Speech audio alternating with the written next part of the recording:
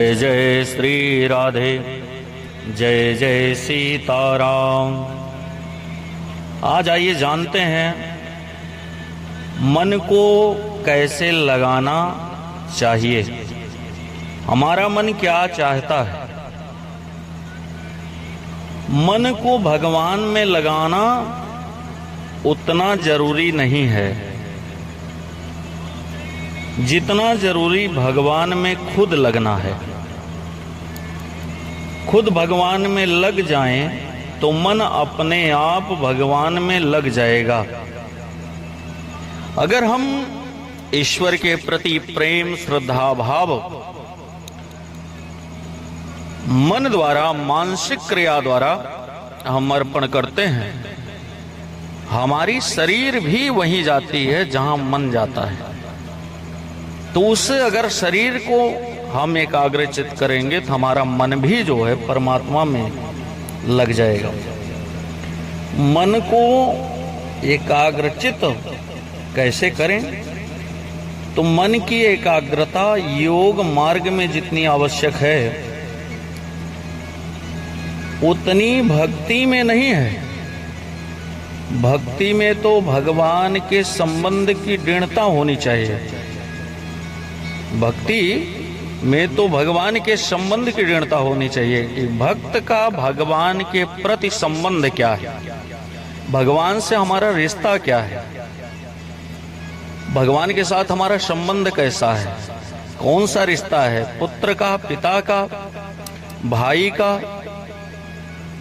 या किसी नाते में, रिश्तेदार में, वो हमारे क्या लगते हैं। उस संबंध को पहचानना अति आवश्यकता है। क्यों? शांति त्याग से मिलती है, मन की एकाग्रता से नहीं मिलती है। जब हमें त्याग आ जाएगा, भक्ति आ जाएगी, ज्ञान आ जाएगा, वैराग्य आ जाएगा और उसके साथ साथ दुनिया के पदार्थ वस्तु का त्याग आ जाएगा, उसी समय मन की एकाग्रता आपकी दृढ़ हो जाएगी। मन को स्थिर करना मूल्यवान नहीं है, प्रत्युत स्वरूप की स्वतः सिद्धि निरपेक्ष स्थिरता का अनुभव करना मूल्यवान है।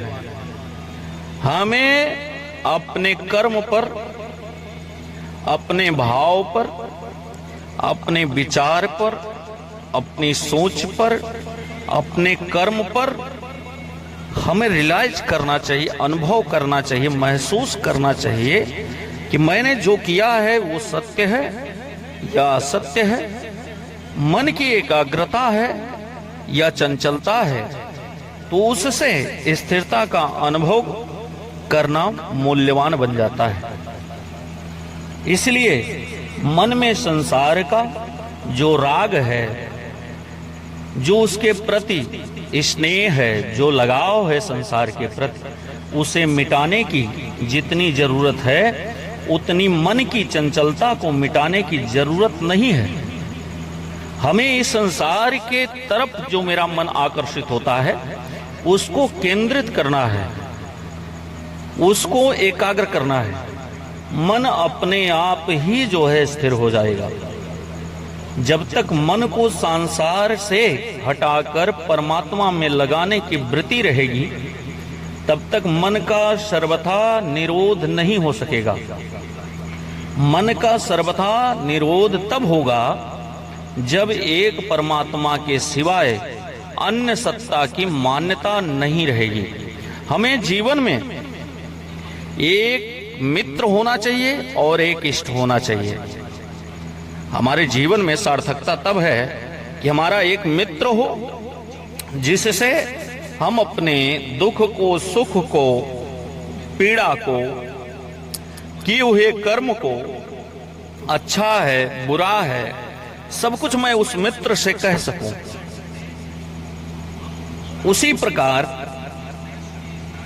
हमें यह विचार करना चाहिए कि एक इष्ट हमारे जीवन में हो, एक परमात्मा हमारे जीवन में हो कि हम शिव को मानेंगे तो शिव से ही अपनी सारी जो है दुख सुख बुराई अच्छाई सब कुछ उसी से कहेंगे। हम हनुमान जी को मानते हैं तो हनुमान जी से कहेंगे, हम कृष्ण को मानते हैं तो कृष्ण से कहेंगे, राम को मानते हैं तो राम से कहेंगे। आप नाना प्रकार के देवी देवताओं का चित्र रखते हैं, ठीक है, आप रखिए, लेकिन उस चित्र में, उस परमात्मा में एक परमात्मा आपका मित्र होना चाहिए, इष्ट होना चाहिए, जिससे सभी प्रकार की अच्छाई और बुराई सुख दुख को अपने कह सकें, अच्छे बुरे को कह सकें। हर एक व्यक्ति से, अगर सांसारिक व्यक्ति से या फिर ईश्वर रूपी अनेक प्रकार के 33 कोटि देवी देवताओं से आप अपने मन की बात कहेंगे तो शायद है कि कहीं भी आपकी सुनी नहीं जाएगी। इसलिए केवल एक परमात्मा के सिवाय अन्य सत्ता की मान्यता स्वीकार नहीं करनी चाहिए। निष्काम भाव से बुद्धि स्थिर होती है और अभ्यास से मन स्थिर होता है। तो अपने जीवन में अभ्यास करना चाहिए, अध्ययन करना चाहिए, लिखना चाहिए, जिससे यह मन हमारा एकाग्र हो, हमें याद हो। कल्याण बुद्धि की स्थिरता से होता है, हमारी बुद्धि की स्थिरता से ही हमारा कल्याण होता है, मन की स्थिरता से नहीं। मन की स्थिरता से सिद्धियां होती हैं। इसीलिए मन की एकता परमात्मा के साथ नहीं है तो प्रत्युत प्रकृति के साथ है। इसलिए मन परमात्मा में लीन तो हो सकता है पर लग नहीं सकता है। इसलिए अपने मन को एकाग्र करें, अपनी चंचलता को समाप्त करें और एक परमात्मा पर विश्वास करें। जय श्री राधे, जय सीताराम।